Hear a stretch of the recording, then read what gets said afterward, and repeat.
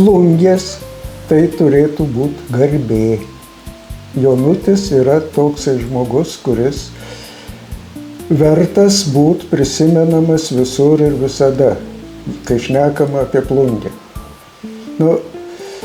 Aišku, kiekviena žemė užaugina daug žmonių, gerų, didelių ir visa kita, bet literatūros arba aš nežinau, arba tiesiog iš Plungės, kad nėra matyti šitokio. Ir kas įdomiausia iš tikrųjų, kad skaitai iš naujo. Aš pats dabar, nežinau kiek metų vėl pasiėmiau į rankas dabar, jį skaitau ir pats stebiuosi.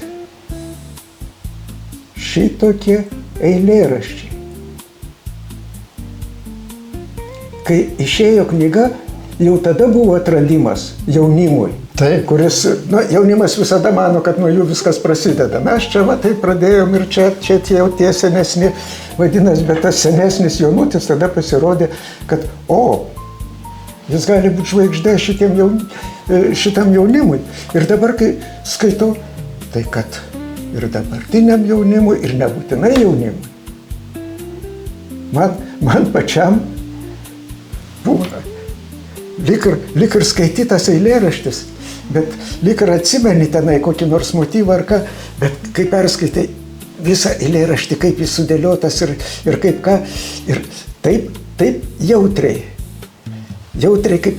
kaip neregio pirštų, kad būtų galiukais liestusi ir kartu kaip skalpelis.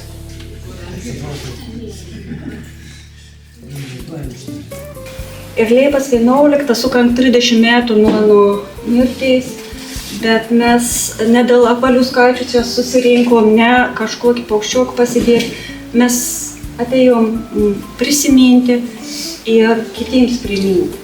Tai mes norim Sono eilėraštį šį vakar pabūti, mes norim su žmonėms pabūti, kurie nėra pažinoję ir prie nuo poezijos kur kas rimčiau prisilieti. Paskaitysiu porą Raimio eilėraščių ir vieną savo susijęs iš naujos knygos ir tada prisiminimais pasidalinsiu tokiais gal. Vienas iš tokių eilėraščių, kur sukelia asociacijas prisiminimų, yra Mažas negyvas kurmis. Aš tada įsidarbinau, atvažiavęs iš Ventės Rago, kur ten kelis metus dirbau, tokiai netikėtai vietai kaip Komjaunimo tiesoj. Ten dirbo Valdas Kukulas, jo nebėra, dirbo Ramūnas Algirdas Verba dirbo, daug kas ten dirbo iš tų rašytojų. Ir kadangi su Kukulu buvom pažįstami taip jau bičiuliai, tai aš atvežiau Raimą.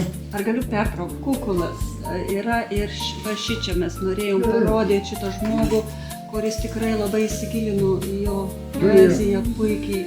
Ir va čia jūs esate, žiūrėkit, jūs Mūsų bendras vakaras buvo, kur dabar prezidentūra. Aš turėjau pirmą knygą, jis dar ne, kažkaip tai.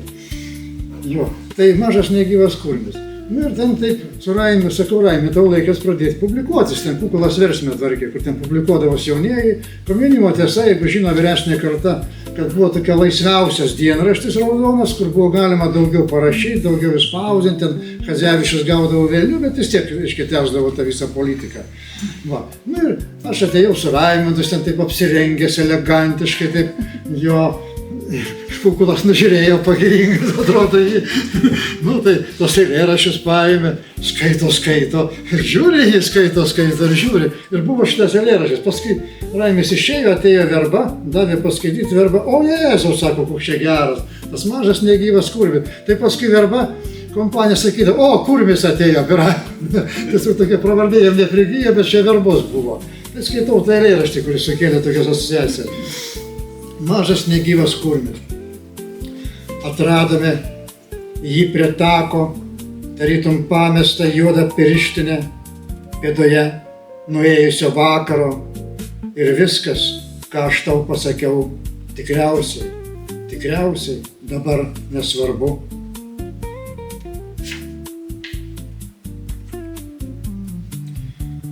Lapė. Kas yra lapė?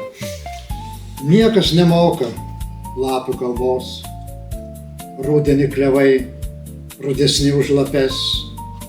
Mano kaimynas augina jas gražiuose narveliuose. Vis tiek lapės labai savarankiškos. Niekada nemačiau lapės miške arba laukuos. Vaikščiodamas užmiestyje dažnai jaučiu, kaip iš kažkur žiūri į mane lapė.